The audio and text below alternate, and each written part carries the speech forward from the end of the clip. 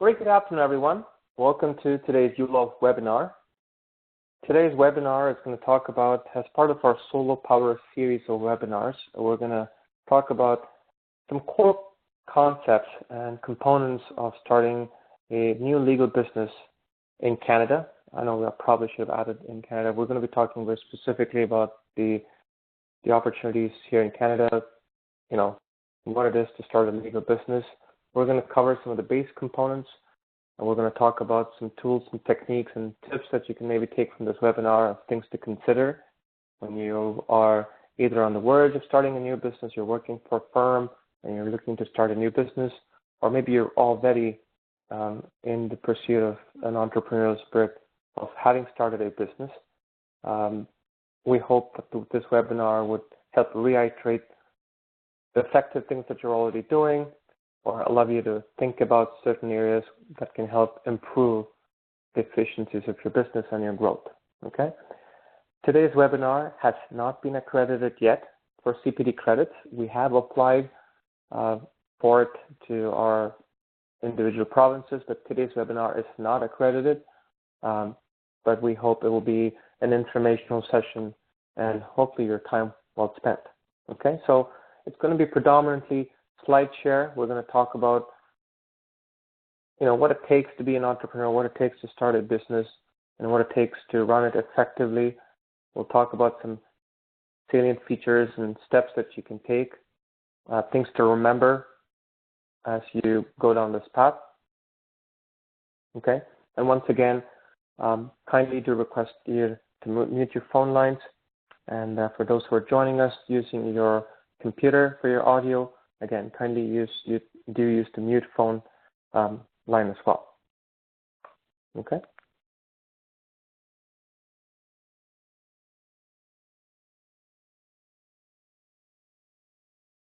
All right. So, like every other webinar, today's webinar has a very specific agenda. We're going to talk about starting a new business. We're going to talk about what it is to be an entrepreneur, some risks and rewards of being an entrepreneur. We'll briefly talk about the risk and reward of being an entrepreneur or a solo practitioner or starting a new business, right? We'll talk about the different facets of starting a new business, whether you're going solo or whether it's a partnership or if you're going to actually incorporate a company, the different opportunities that you have depending on your individual situation. It almost looks like there's a bit of an audio issue. I'm going to try and increase the volume. For those who are joining us, please do use the phone numbers that have been provided to you. Once again, the phone number to use has been provided to you in your chat window. Okay.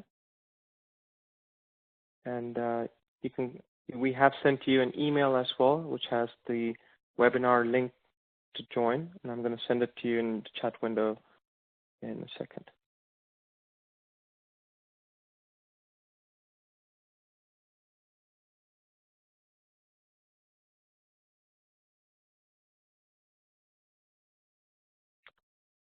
Fantastic. So, talking about being an entrepreneur, why be an entrepreneur, risks and rewards, setting up your business, and some of the tools and tips, products that you can use to automate many of these steps that you have to take in running an efficient business. Okay? Okay, so who is an entrepreneur? Someone who creates and runs a business. Again, this is a wiki definition. Someone who creates and runs a business is called an entrepreneur. But here are some of the subcomponents of being an entrepreneur. When you obviously start a new business, the first thing always comes to your mind are what are the risks involved in running this business, right? Obviously, one of the biggest risk is, what if I start all this and I unfortunately have to lose it all? So there is obviously that risk of, losing something, whether that's revenue, whether that's, all the work that you've put in, the equity that you put in, the sweat equity, or the money that you put in to start this business. So there's obviously one of the core risks that everyone thinks about when you start a new business. But there, let's not just look at, some of the difficulties of it. Some of the rewards of that is the fact that you don't work for anyone else, right? You actually work for yourself. It's something, hopefully that's something that you like, that you're well trained in. It gives you the flexibility to run it at your own time, and gives you, at the end of the day, the satisfaction of having accomplished something by doing something that's more close to you, something that you're passionate about. Okay, so when you're an employee at a firm, or even otherwise, irrespective of the style of practice or the business area that you're in, we're specifically talking about legal business here, but if you were to take a second and think about it, when you're an employee, you obviously are working for someone else.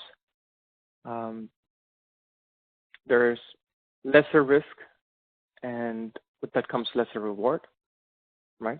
So when you're starting a new business, obviously you look at the core risk of what happens if I lose it all, but you also look at the reward of being successful at that business and being able to bring that passion that you have and do something that you always wanted to do.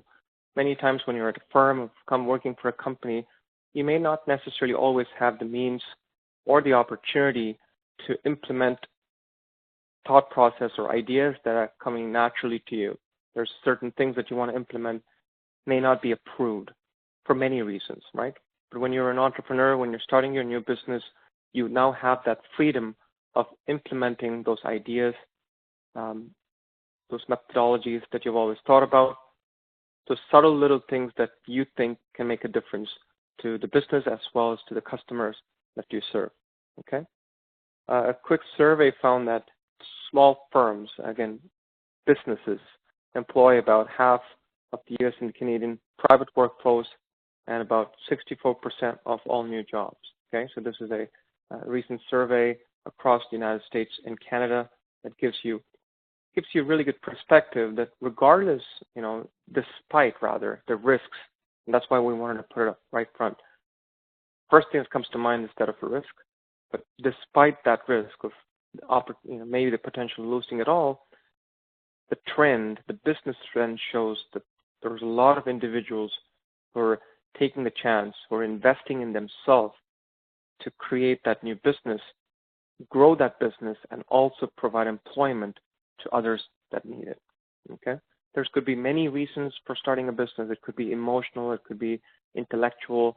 Again, we spoke about it, wanting to implement your own thought process. Maybe you did a fantastic job at a firm, but you got fired because of many reasons that were never in your control. So there could be many reasons for it. So you want to take those reasons, those emotional, intelligent reasons, and make it a part of that business. Make it a part of the motto of that business. And hopefully by dreaming big and being pragmatic at the same time, keeping in mind some of the core components that you need along the way of running that business, you continue to improve efficiently and grow that business. That's the idea. Okay. One last thing is, again, if you're actually working for a firm, right, and then you're thinking about starting this new business in a year or 2 years, it wouldn't hurt to actually have a bit of an internship at a firm. If you've just graduated from higher education, sometimes it helps to have a bit of an internship based on your style of how you work to get a better feel for what happens within a firm, the obligations, the responsibilities, the different roles that individuals play in a firm. Because as a solo entrepreneur, or even if in a small business, you actually have to play all those roles. You have to wear those hats, not only be the front end assistant, you also are many times the legal practitioner doing your core job. You also have to run errands. You got to go shop, manage a business, take care of the accounting of the business expenses, ensure that you're paying taxes on time, GST, HST, your income tax, your business tax. So there's definitely going to be more than one specific role that you have to play when you're an entrepreneur and you're just getting started and you're in the startup mode. Okay, so if it helps, gain a bit of experience through that internship, understand it a little bit more before taking that jump so that you can make an informed decision about those risks that you're going to be taking. Now, the biggest reward of becoming an entrepreneur is, we believe it's the personal satisfaction that comes from having the freedom, as I mentioned, to make your own business decisions and act on them, right? Again, find something that you're passionate about. So if you are a legal professional, you obviously have gone through the education that is required to license yourself as a legal professional. Obviously, in Canada, it's a highly regulated industry. You have to go through the proper channel to educate yourself, write the appropriate exams, and then license yourself as a legal practitioner, paralegal, or lawyer, right? So having gone through that, knowing what you wanted to do, the fact that you're passionate about it, if you are going to start a new business, keep in mind that this is probably one of what would last long. There's obviously money to be made. There's obviously freedom of time, but beyond everything else, at the end of the day, it's, we believe, the personal satisfaction that comes through that experience of delivering all that to your end customer, okay? Making your own rules, again, when you're working for a firm, it may so happen that many times you're basically doing what you're being told. Maybe there's certain areas of practice that you really like to focus on, but unfortunately, because of the way the firm is set up, you don't have that opportunity. There's boundaries that are set up in a firm, in a large firm especially, that you obviously have to adhere to. Not saying there's bad, good or bad, but there's a certain restriction that is, in a very subtle way, enforced when you're an employee at a company or a firm. But when you're your own boss, you make up your own rules, and hopefully through that learning, you make very pragmatic, but at the same time, fun rules that would help not only serve those clients efficiently, but also make it much more of a learning experience and a growing experience for yourself and for others who are going to join that small business. Okay? So again, with more power comes more responsibility. So despite having all the fun, ensure that all that is channeled towards the right, efficient way of delivering success to your end clients. Doing the work that you enjoy. We spoke about that. Many times in a firm, you're pretty much doing something that doesn't necessarily have to be top 2 or 3 things that comes naturally to you. Many times we do jobs or work to pay the bills. Many times the job helps to gain that experience. So you have to go through those learning steps, and a big part of that learning curve is, if you're lucky that you actually get to do what you like, fantastic. But for those who don't have that experience, many times that's a driving force for them to start a new business. So if you are in that situation of initial stages where you're really not doing what you like, being your own boss, starting your own firm does give you that flexibility. Maybe you didn't like doing that specific areas of practice. Maybe you didn't like POA. You wanted to focus on other areas of practices, litigations, maybe small claims. Maybe you wanted to do family law. Starting your own business, you can set that right from the get-go. You can say, family law is everything that I'm going to focus on. I'm going to put all my energy and my education and the learning that I have to deliver and serve clients in this particular area of practice only. Okay, build that little niche.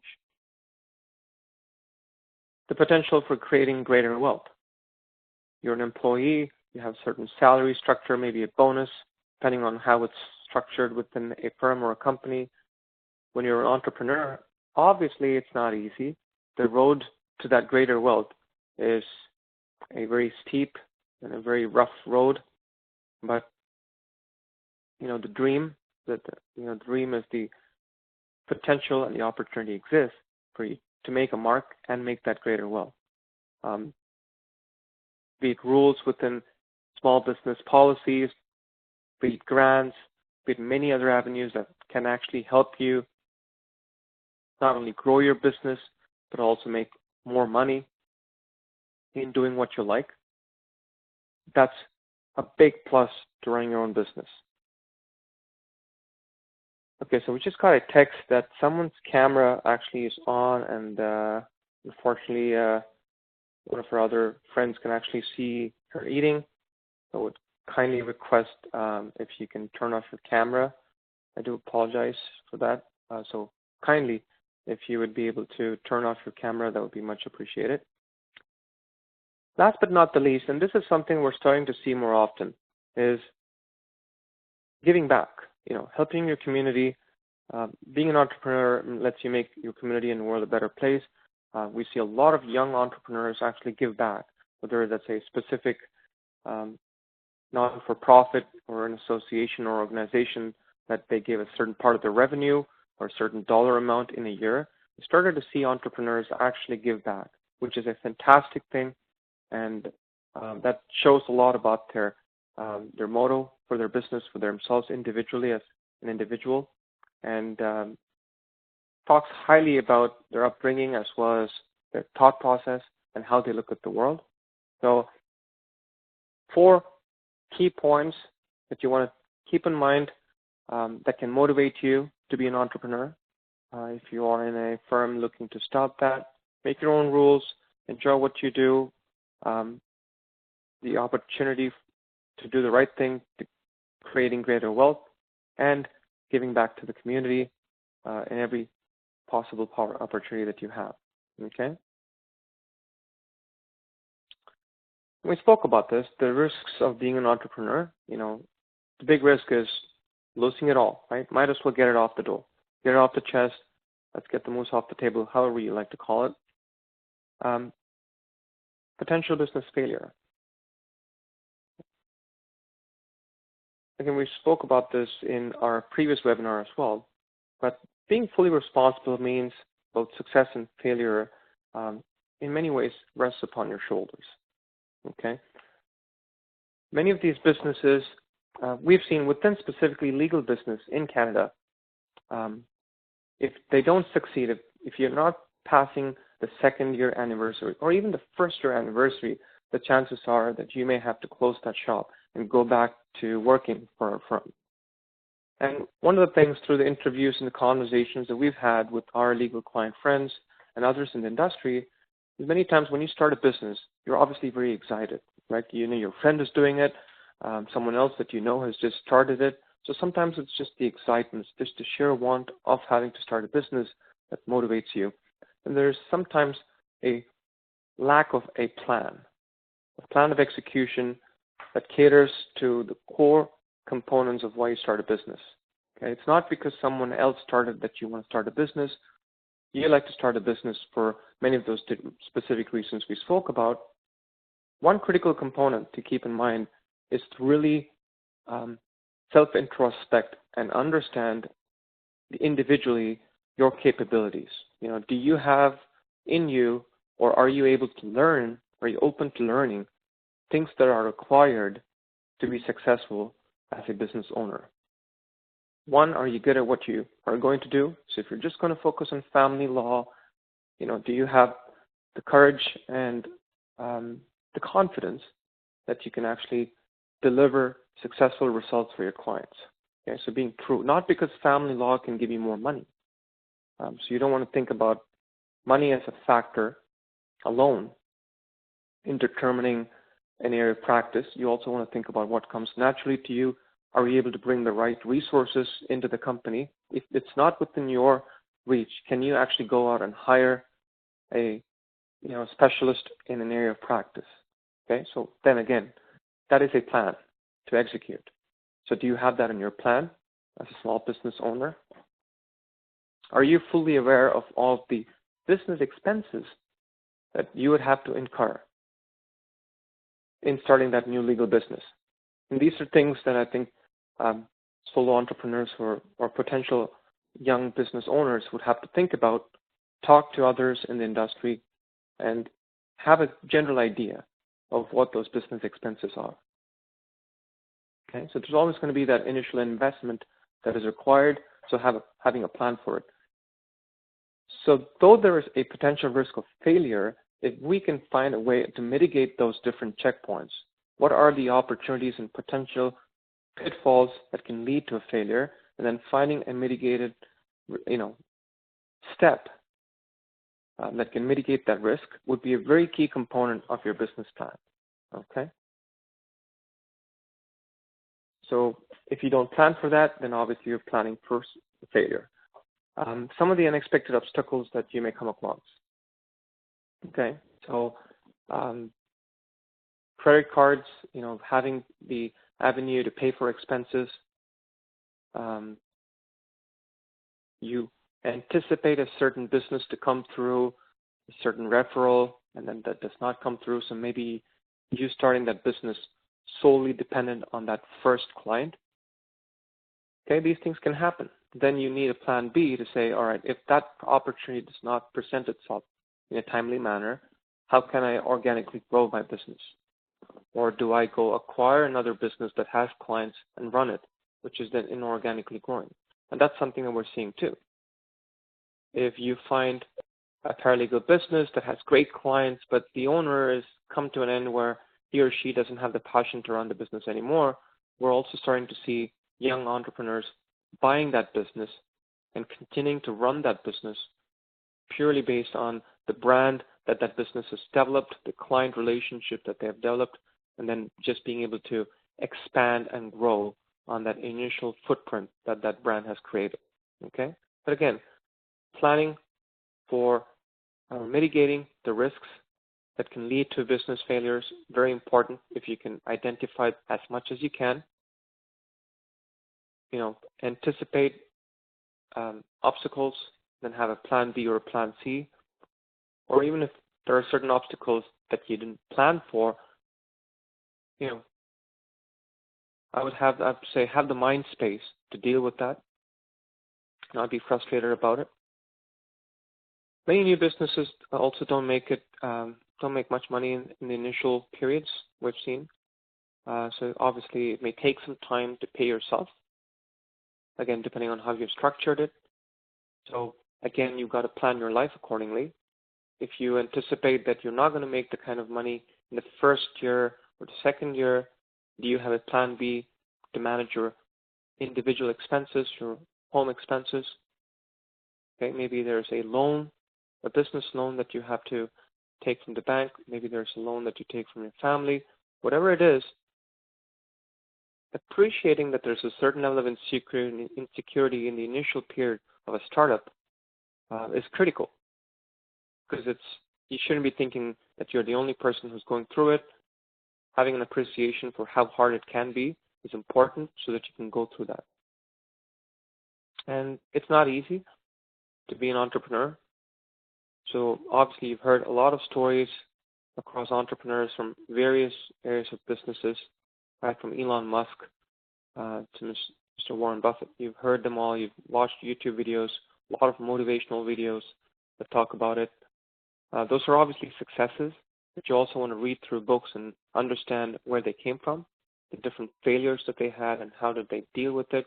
But the most common thing that you would learn is that they've all spent and put in extra effort, hard work, burned the midnight oil to make it to where they are today. So it's not going to be a 9-to-5 job. It's going to be a fun-filled, very stressful, but at the same time a very passionate way of working. It's going to be exciting. It's going to be nervous. But if you can find a way to have the right plan to mitigate those risks, because you're not the first person to run a legal business. Others have done it. You're just going to find your niche and your individuality bringing into that business that's going to be your differentiator. Hence, running a legal business is not something new, so you can learn from mistakes of others. But at the same time, bring in your originality, the individuality, so that you can run that business successfully as your business. Okay? Okay. The idea of these slides, again, is to talk about risks and rewards. Okay? Why do you start a business on your own? What is it to be an entrepreneur? What are the risks associated with running a business? Okay? Now let's talk about I would say, again, I like the word pragmatic. It's kind of stuck with me today, so I apologize for repeating it, but it's a really nice word. So in a very pragmatic sense, let's specifically look at some very high-level things that you do have to keep in mind. When we talk to some of our clients, Unfortunately, some of these core components are things that they have not thought about. They've already started their business, but they haven't thought about all this, and then they're always doing catch up within the first 3 to 6 months of having started the business. So rather than spending the first 3 to 6 months on the key components that you need to run a business, keep these points in mind so that if you're just starting now, make a checklist to see if you've actually covered all of these points. If you haven't, do wait till you start this business and make sure you've done all of this before you actually start that business. Because once you start your business, the time is running, and you really want to spend and focus your energy in bringing new clients, serving them, and growing that business, right? You don't want to spend time in understanding whether you need a HST account or not, understanding if you need a credit card or not knowing which bank to go to create that general account or trust account, not knowing if you actually need a trust account to begin with. Be more proactive in understanding your business, your style, what you've learned out of your college, what you want to implement in that new business. Look at all the passionate reasons why you're starting this business, but also have a checklist of what it takes to start a business in Canada, right?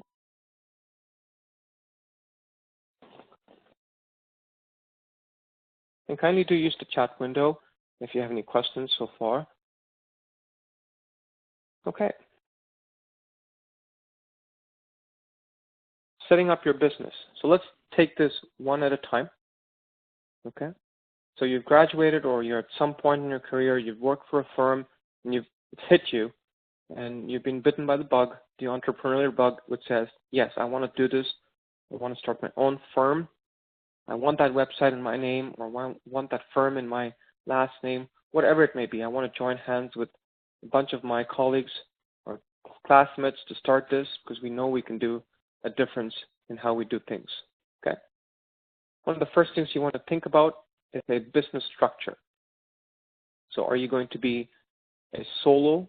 So if you actually go to the canada.gc.ca website, it gives you a lot of information about the types of entrepreneurs, types of small businesses that you can actually start. Whether it's a solo, so it's basically yourself, that's it. Whether it's so again, from a very high level tax standpoint, it's a T1 that you're creating yourself for. Or whether it's a partnership, so there are multiple individuals involved in that firm.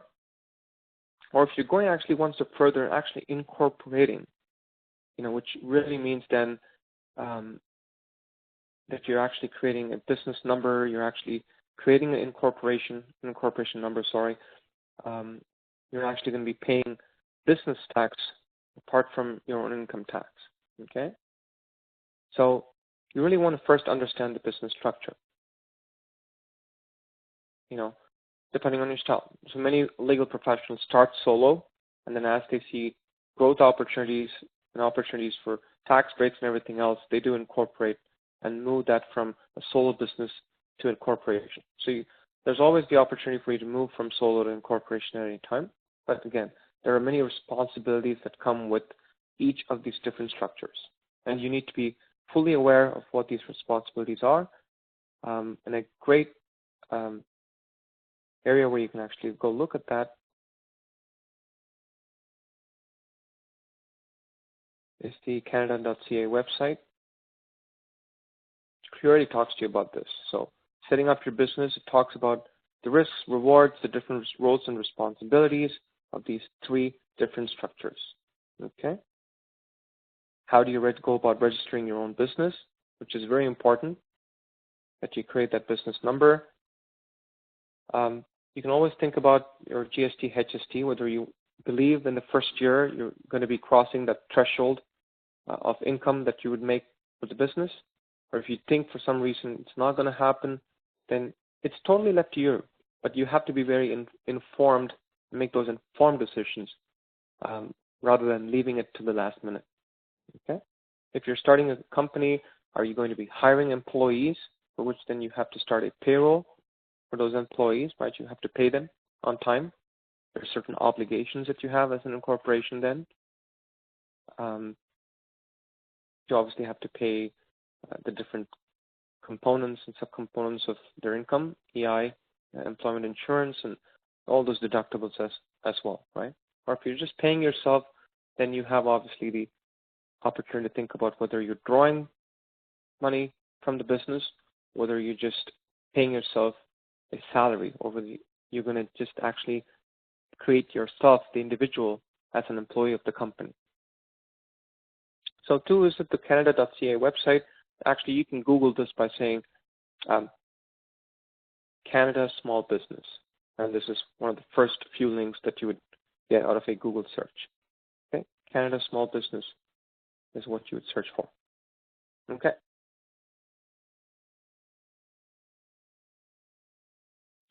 So first, understand the kind of business structure that you want to create. And then, as simple as this seems, really understand from a bank standpoint, one of the things that you certainly need as a legal professional and a business owner are bank accounts, right? As a business, you need a bank account because it's going to be money coming in, money leaving your bank account. As revenue, as expense.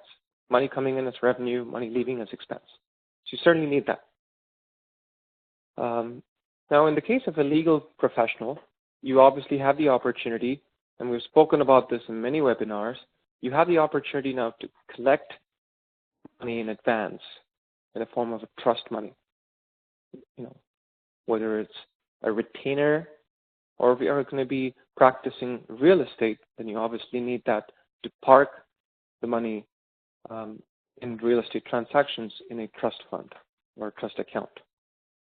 So right away in that checklist, make it a point to, really get home the idea of the type of accounts that you as a business owner are going to require. If you certainly believe that there's no way in hell I'm not going to deal with trust account, that's not my style. I'm only going to work with friends, and hence I trust them, and hence I'm going to do all the work for all my friends only, and they would certainly pay me, the due fees on time. Sure, go ahead and just get that general account. If you're going to deal with, those types of matters where you actually do the work, send the invoice to your client, and then get paid, and put that money into your general account. Or if you're going to be on the other side where you actually do need that trust account, please make sure that you do the research, talk to colleagues, talk to friends, understand the different institutions, financial institutions that we have in Canada. There are obviously the top banks.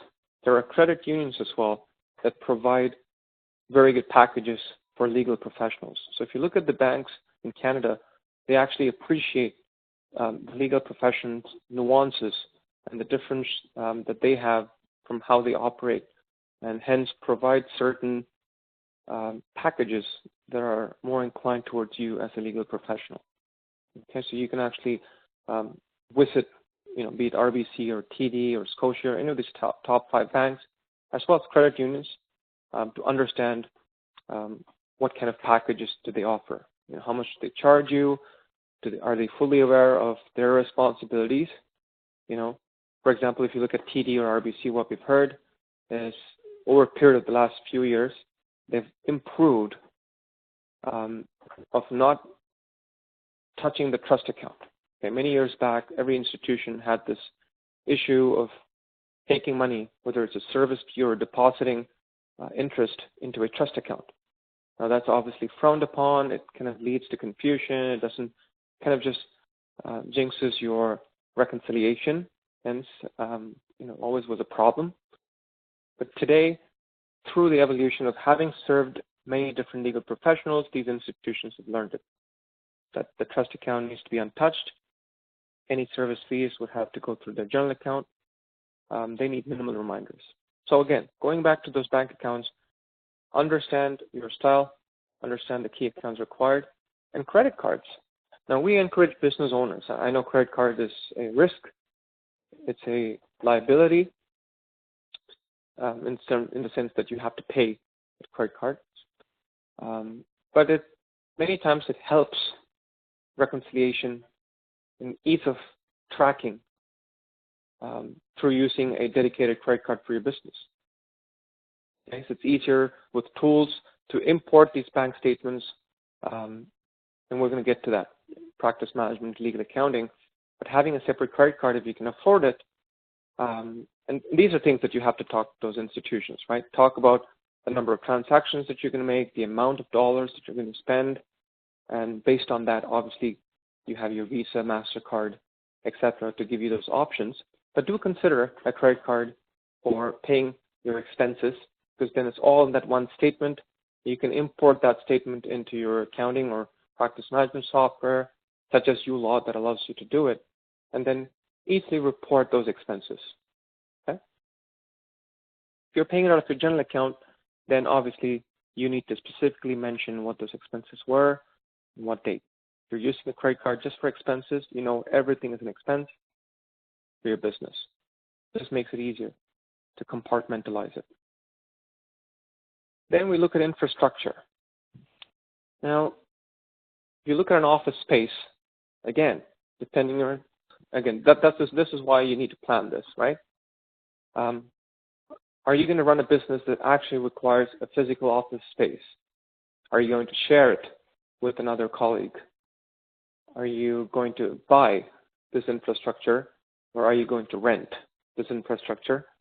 And hence, if that is the case, what area in the city are you going to do that? Are you going to rent space in downtown, which is very expensive? Or are you going to rent space in your hometown, where it's the same as downtown? Then you may have to think otherwise, or at least be aware of what that rent is, right? So whether you're buying, renting, or are you going to be that virtual legal professional? With the advent of technology, you obviously have the opportunity to have a virtual office where you can actually send all communications to, collect them on a timely basis, but then actually be anytime, anywhere, right? Do you have the right tools that can help you be anytime, anywhere? That's the next question. Are you cloud enabled? Do you have the right tools, or do you have to carry your laptop everywhere? So really think about the infrastructure. Think about a very reliable phone system. The last thing you want is a dropped call when you're having a client intake with the client, where he or she is explaining this to you. And we've heard this horror story. So again, I'm not going to name companies, but certain companies have often been reported to have had a lot of dropped calls. So again, do your homework, have a reliable phone system, or maybe you're going to stick with a either a voice over IP or actually a landline with the top providers, and then finding ways to route that to your cell phone if you have to. Voice over IP phones give you that flexibility. You can provide an office line, but if someone calls that line, that number is then routed into your phone, especially if you're mobile and you're not specifically in your office location. So none of the calls get dropped. You have, voice over IP phones or providers that also send voice messages via email. So you're not coming back to a physical phone to check voice messages like 5 years back or 10 years back, right? You can check voice messages as soon as it's been recorded because it comes to you via email. So your responsiveness is not much better. And these little subtle things, my friend, does provide a success. These are success factors. Having the right tools gives you that edge, gives you that subtle edge where someone who's really not doing that. Okay? Someone just left a voice message and you respond to them right back. That means a lot of things to your clients. Email, again, there's many options. You have, Google that provides you with a suite of applications for small business ownership, including Gmail, Google Drive. You've got a variety of tools that G Business Suite provides. It's a cloud subscription model, so you can actually pay for it on a monthly basis. A key component about infrastructure that I mentioned, missed to mention, is again, investing in a really good internet-connected device, whether that's a Mac or a Windows laptop or a desktop or a phone. All that is very important. Okay. Again, going back to email, you have many options. You've got Google, you've got which allows you to create your own business domain ID. There are other providers as well, Canadian providers as well that you can explore. But certainly you want a very professional email address when you provide it on your business cards to your clients. Website has become a must-have in today's day and age, in today's context. It gives a very simple and an effective landing page for customers to learn more about you. Okay? It gives you the opportunity to really reflect upon who you are as a business owner, the values that you bring to this particular business, and why someone should consider you as a legal professional. It gives you that opportunity too. So website, maximize the use of a website to make it easy, make it mobile friendly, because again, a survey says that in 2020, almost 80% of, or if not more, searches on Google is going to be through mobile phones. So gone are the days when people are searching for stuff through using laptops or large-size desktops, right? A lot of these searches happen at night when someone's more relaxed. So making your website mobile-friendly is very, very critical. But that's become table stakes too. So if you use the right tools, all that's given to you granted. Building a social presence. We're a very social friendly animal today, right? From Facebook to LinkedIn to Twitter to all those different social media sites that we have, both to market yourself as well as to collaborate and network with individuals.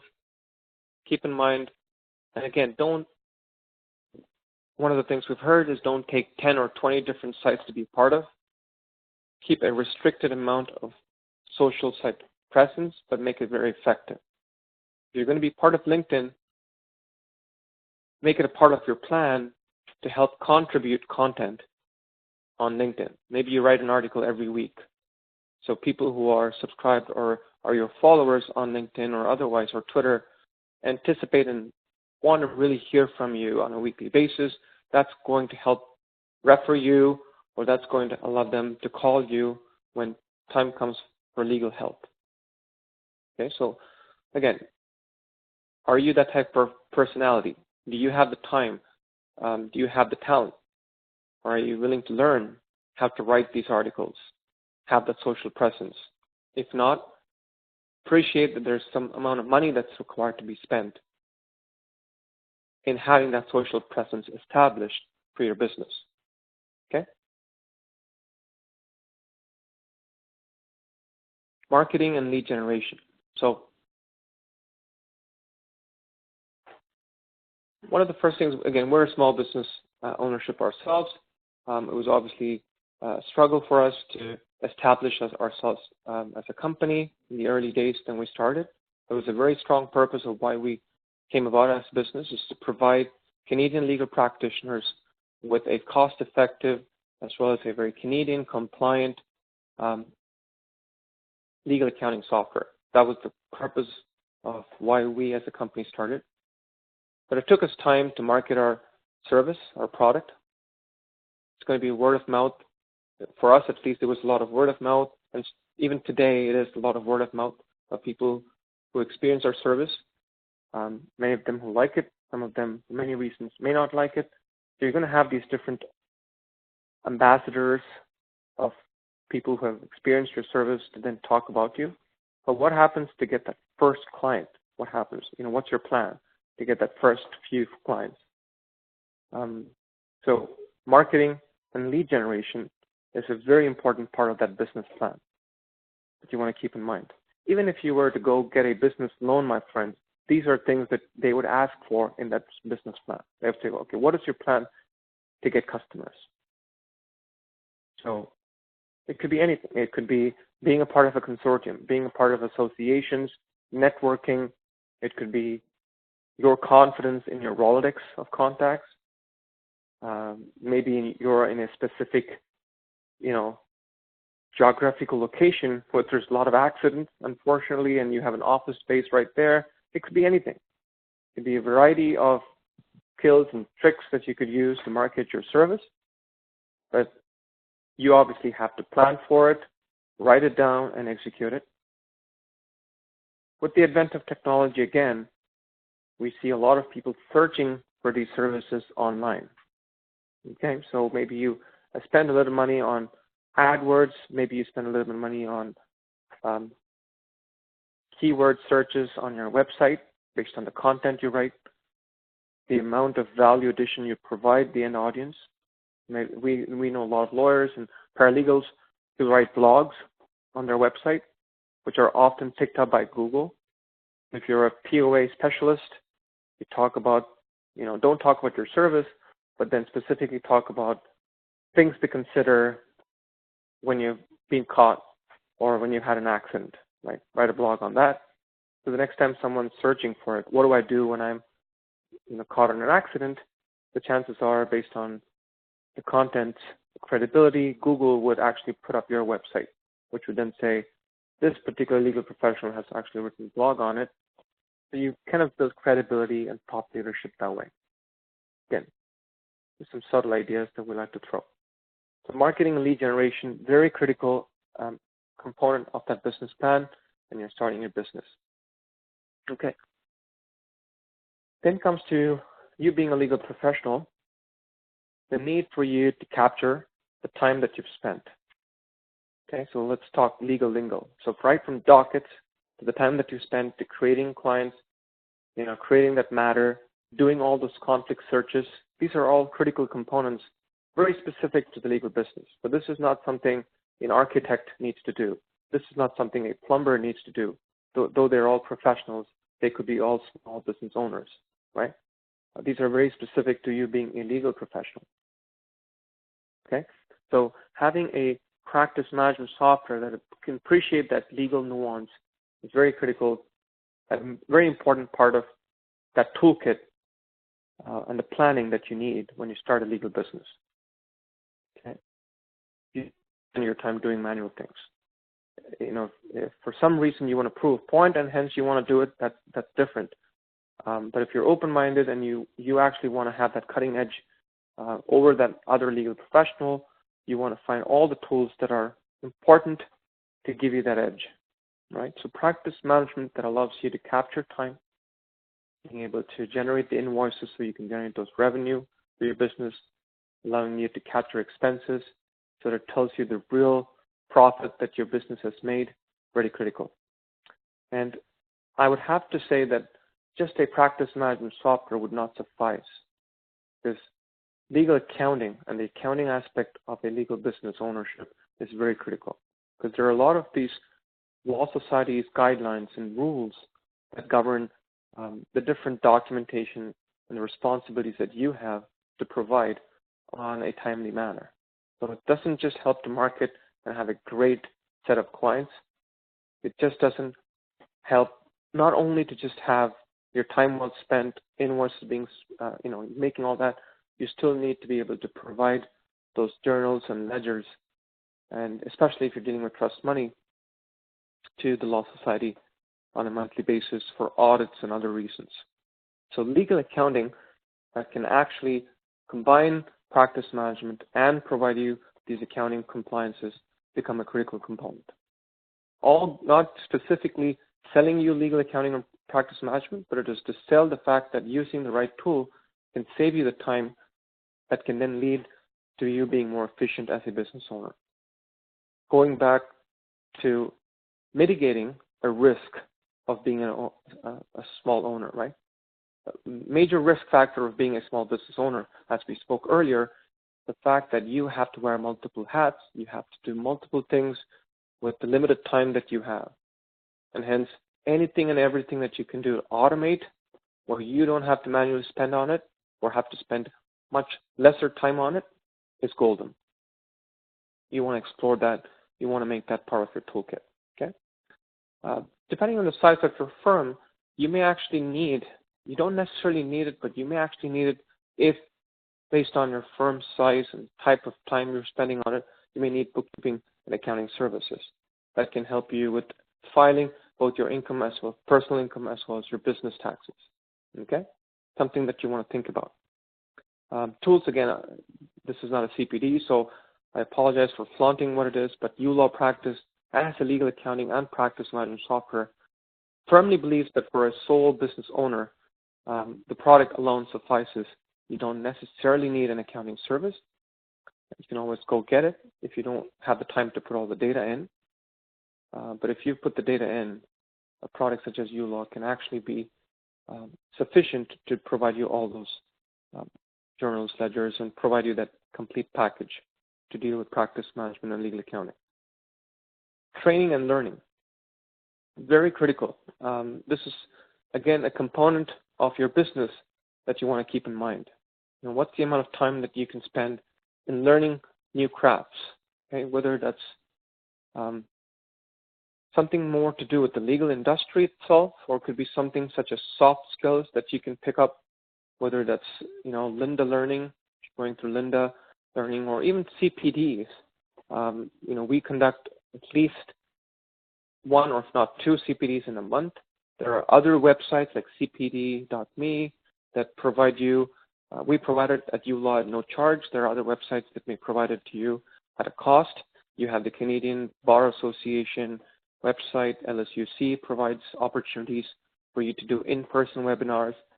Individual associations that you may be involved in, like OPA or the Toronto Law Association, whatever it may be, they may provide you opportunities to participate and learn so that you can then be better at what you're doing or discover newer areas that you can be better at. And the last thing that you want to keep in mind when you're just getting started with this business idea is how can I grow it? You've got all these limited steps, right? These steps that you have to take to be successful. But then you also want to think about growth. You don't want to be stagnant at a certain level. You want to plan for such growth. All right, year one, I know I'm going to make 40 grand because these are all the things that I'm restricted by. But if everything falls in place and it happens, then year two, I should be able to hit 90 grand. Year three, if I can hire 3 more people, my firm, which is now incorporated, can now earn $200,000, giving me, X, Y, Z, right? That's the kind of plan that you want to have. For those who read the book Secret or, Think and Grow Rich, it talks about positive affirmations and also having very pragmatic, I have to say that word, sorry, using pragmatic steps to implement and execute on that wish. It can't just be a random, if wishes were horses, right? You can't just dream it. You also have to really be very practical about how to execute that dream. But dream, regardless, right? So wishful thinking and planning for business growth is something that we encourage you to think about. So that's very positive. And when you're thinking positive, we believe the universe is listening to you and it's going to reflect back on that. Okay. Now this presentation obviously will be available on our YouTube channel as of Monday. But I'm sure there are other subcomponents to it, right? But at a very high level, we hope that if you've covered some of these components, then you have a good start to getting started with that business. I may have already spoken about this while covering that slide, but I'll take a step, I'll just take a minute to talk about, some of the options that we felt were relevant for you that you may want to explore. There are other tools. There are a plethora of apps and tools that are available, so please make an informed decision. When you search for these tools, believe it or not, Google is going to provide you with other recommended searches of competitors and all. So please feel free to do the homework, do the due diligence research. But the areas that they focus and help is what's critical. And those are the types of areas that you want to automate and save time. We spoke about Canada.ca, there's CBA.org, there's LSUC or LSO.ca. They provide specific information about how to start and run a small business. Canada.ca, if you were to just Google Canada Small Business, this particular website also gives you a checklist that you want to keep in mind when you're just getting started, starting a business. or if you Google for Canada Small Business companies, there are small companies that also help you. It's a one-stop shop that can help you, mostly accounting or CRA companies, not CRA companies, mostly accounting companies and business companies that can actually soup to nuts help you with starting a business, creating a name for it, doing a business registration, creating the HST number, all that for a small fee. Okay. We've spoken about banks, financial institutions, a must. You just can't take the money and keep it in your pocket or in your house. You got to put it in a bank to show these ledgers and transactions. So whether it's a friend or a colleague or someone in the industry that's helped you with a specific bank, talk to them. Do make the phone call or visit these banks in person. This is where a lot of your time can be spent, doing the homework and not doing it after you've started the business. Right? Each institution has its own little difference in how they try to win your business. So, give them a fair chance and explore these opportunities, understand their offerings, and choose wisely when choosing the appropriate accounts, both general and trust. We always like this little website called Fiverr. We've used it as a small business for the longest time. When you start a new business, one of the things we spoke about is creating a brand and then marketing that. Creating a logo or designing a logo can be a very, sometimes, it may seem simple, but may seem to be a tedious task if you're not a designer yourself, or if you don't have access to designers in the family or within friends. So Fiverr, so FIVERR.com, gives you the opportunity to actually take the help of these freelance consultants who offer these services for $5 or in and around that, or depending on the service, it can start as low as $5. If you would like to take the handle of creating your own website, you can use Wix. That allows you to create these different wonderful websites, but I believe Wix was more for the retail industry. If you're starting a boutique store, if you're starting a cupcake shop, online shop. I like WordPress. I've seen WordPress gives you more flexibility, but again, the flip side is that you do need a bit of coding experience, or you can actually approach a small technology company to build a website for reasonably a small budget, because most of the web pages on your website, except for a client intake form, which I would encourage you to make it dynamic. You can accept that information from the clients directly on the website. Most of it otherwise would be videos or static pages that talk about you, the services you offer, your address, and etc. Right? Blogs.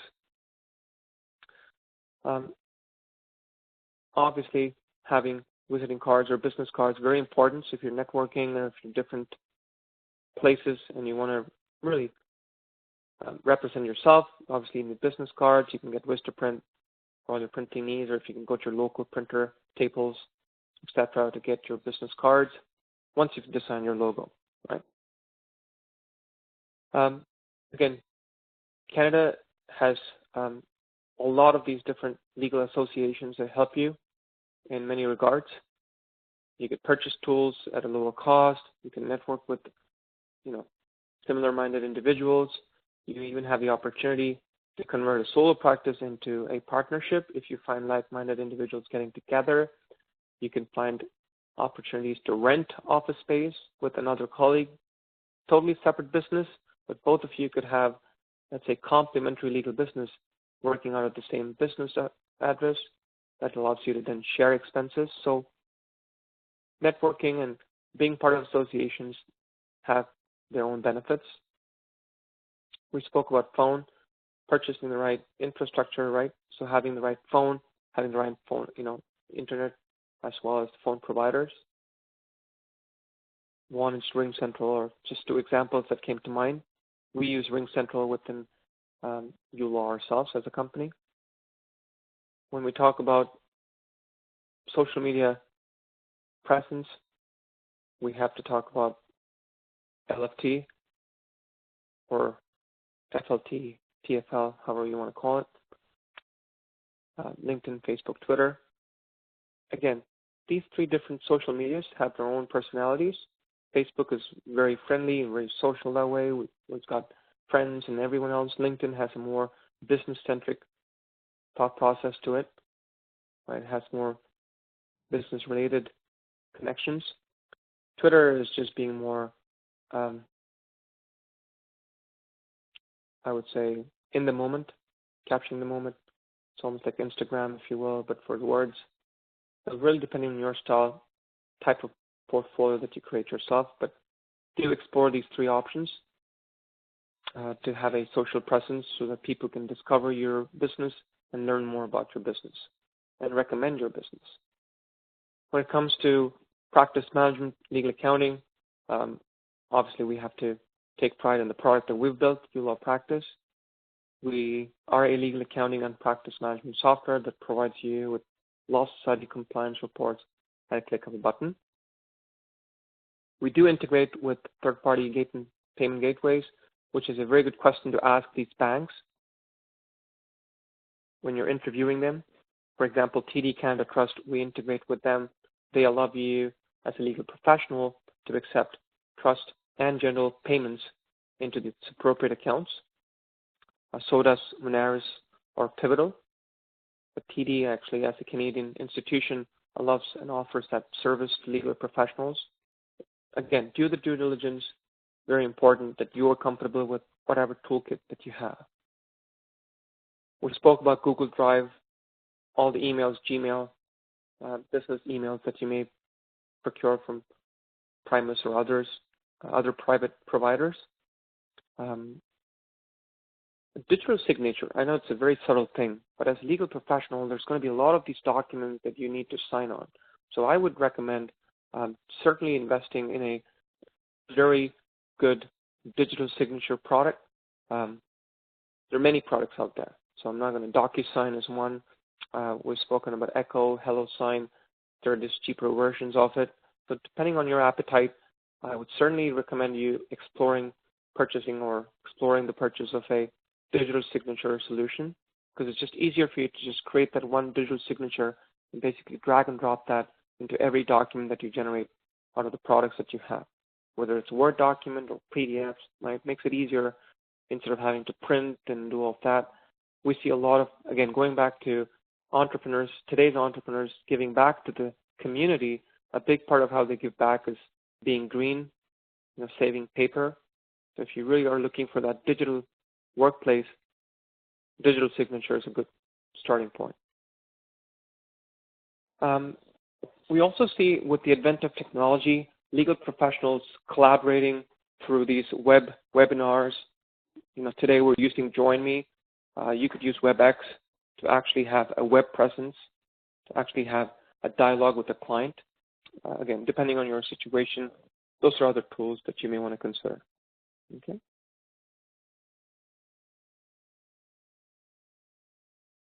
And with that, I think we come to the end of the presentation.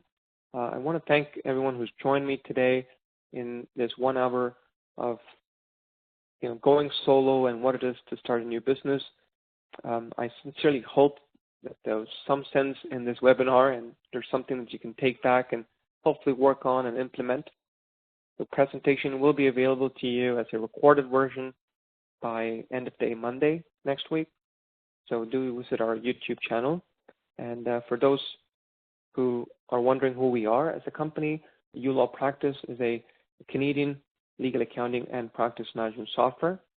And our promise to our clients is to provide efficient, automated ways to provide compliant reports and legal accounting and practice management toolkits that allows them to manage their time, expenses, their revenue, profit and loss, as well as be legally compliant with all the reports that you have to generate. And do visit us on our website if you're interested. We do offer a 30-day, no obligation free trial. And we'll open the floor for any questions that you may have. Thank you once again.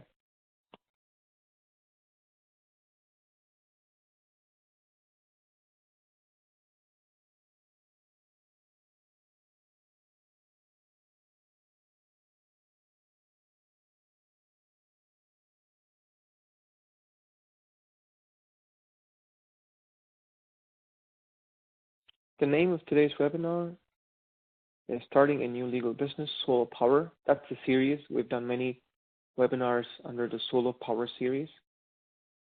We've specifically highlighted many of these products that you could use to automate and improve efficiencies. That's all covered under the Solar Power series.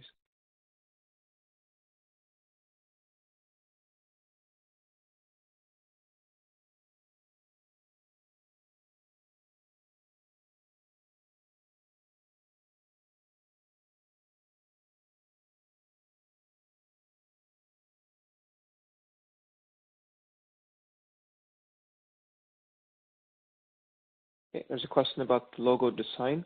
The name of the website is Fiverr, Fiverr.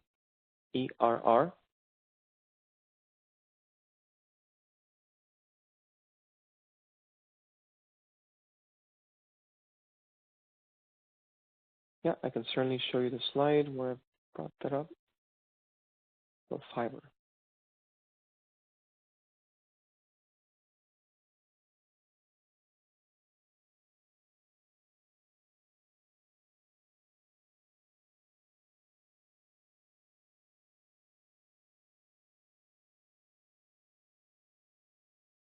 Where do you store all of your data? Good question. So the question is, where do we as a company store all our data if it's on the cloud? So because, we're a truly Canadian company, we as a company incorporated in Ottawa, Canada. Our servers are based in Canada, and we serve only Canadian clients, so it doesn't get Canadian net. Our prices are in Canadian dollars. So to answer your question, our data servers are within Canada, well within Canada, in fact in Ottawa and Montreal, and the data is very much in Canadian soil.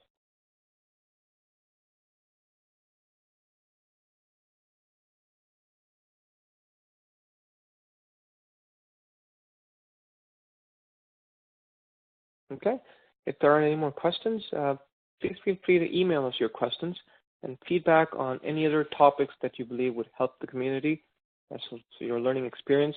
We do put a bit of effort in creating these slides and running these presentations on a weekly basis, and we sincerely hope this was your time well spent.